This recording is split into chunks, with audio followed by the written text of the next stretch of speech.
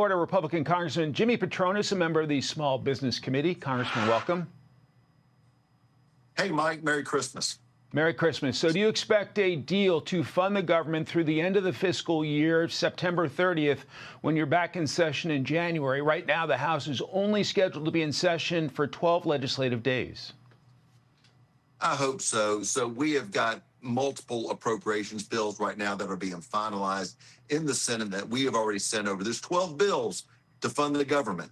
And as we've already done 3, we're going to see more and more of these opportunities to come back to the House, to send them to the president's desk, and eliminate those points of contention from funding the government. Now, granted, I think at the end of the day, it's going to be the health care policy that is ultimately going to be the biggest point of contention that we're going to have to iron out. What do you see as the solution on health care? A lot of Republicans say that Obamacare has been broken from the beginning, and so some are reluctant to do an extension. But, of course, all you guys are on the ballot in November, and you don't want your constituents to suffer over a spike in health care premiums, right? Well, the Obamacare product has been broken since day one. It has continued to be kicked down the road. And there's those of us that would like to try to fix it. Unfortunately, Mike, we're sitting on literally a 2-seat majority in the chamber. We have got to do something as we have inherited this. Look, I'd love to pull the plug on the whole entire program, but it's easier said than done. We simply don't have the votes to be able to pull that off. So we're going to have to come back. And I really like the idea that Rick Scott has championed over the Senate, where we are sending dollars to the policyholder and allowing them to shop for their solutions and allow the customer to go out and seek out what is the best policy for them, as opposed to just writing a blanket check to the insurance company, which then sets the rates. Let's go empower the consumer, not the insurance carrier. Some on the left are already predicting another government shutdown in January after a 43-day shutdown this past fall. Does that worry you? It does. Look, this is why I think it's important. The Senate does see a pathway of getting us more and more of these funding bills back to the House, that we can get them out. So now we're narrowing the scope of what is actually to be voted on to avert a government shutdown at the end of January. But look, Mike Johnson, Steve Scalise, Tom Emmer, they're all laser focused on making sure we keep our government open. Hell, I want our government open. You know, this last time it was shut down for 43 days, I didn't take a paycheck. Our military didn't get a paycheck. And I'm fine with that being the law of the land. If we're not doing our job, don't pay us. And this is an incentive to get Democrats motivated to put policies forward that make sense to keep our government operational. Every member of the House is on the ballot in November. How critical is it for you, for constituents to feel the economy is improving? Well, this is why it was so important that we passed the one big, beautiful bill as fast as possible.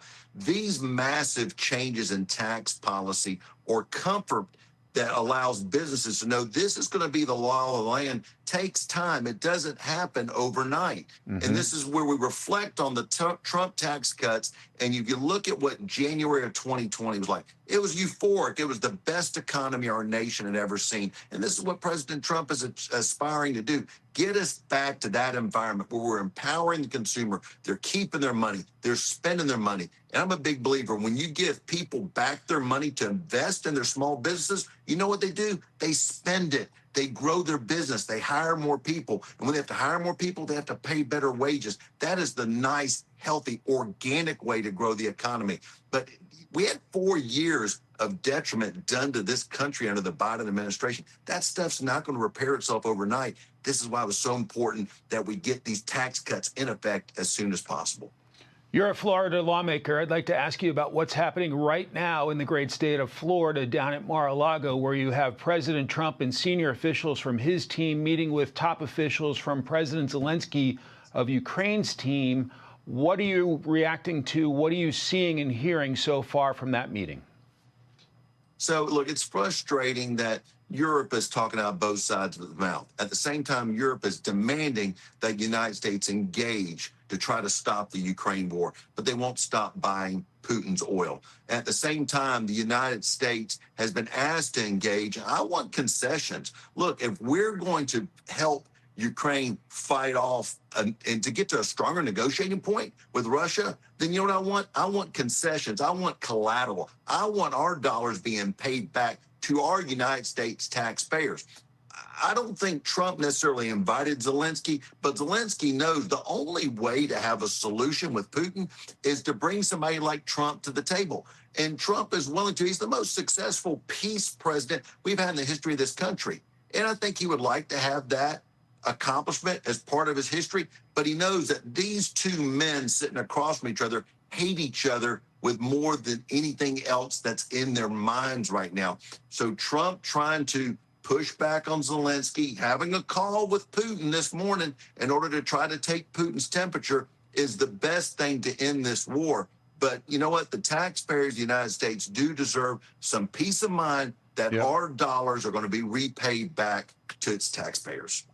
President Trump made it clear he does not have a self-imposed deadline for a deal. He just wants an agreement. Are you hopeful there will be peace in Ukraine soon?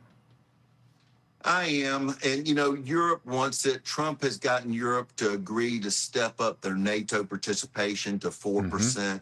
The only person that's not participating in that is Spain. So as Europe starts to realize, hey, we've got to play ball, that means we have to start funding our own protection efforts. This is what gets Trump back to the table as a responsible broker of peace. You know what? Just pay your bills, guys, and Trump will engage. He's the only person that can push back on Putin. I truly believe it, just as right now we have seen more prosperity and peace globally under this administration. Well, and as you know, President Trump loves to make deals. I wonder if he will run out of patience with Putin if he feels like Putin is playing games. Well, I think Trump will then start focusing on other domestic issues that he knows have to be dealt with. He is still making the rounds, telling people that fuel prices are at an all-time low, at least over the last 8 years. He has continued to remind people what the tax breaks are doing. And then he will get drawn in as those countries start pleading with him. Hell, look what happened in Egypt with the settlement between Israel and Hamas. Hell, you had every world leader drop everything and fly at a moment's notice to Egypt to show up because they wanted to be a part of that peace effort that took place there in Israel. This is no different. These world leaders want to be a part of seeing history being made, and they truly know the only person that can pull it off is Donald Trump. Congressman Jimmy Patronis of the great state of Florida, thanks very much. Happy New Year. See you, Mike. Take care.